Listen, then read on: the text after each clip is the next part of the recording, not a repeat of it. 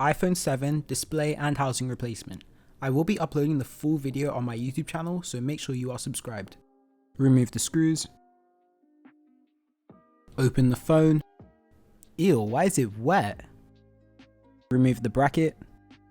Remove the other bracket.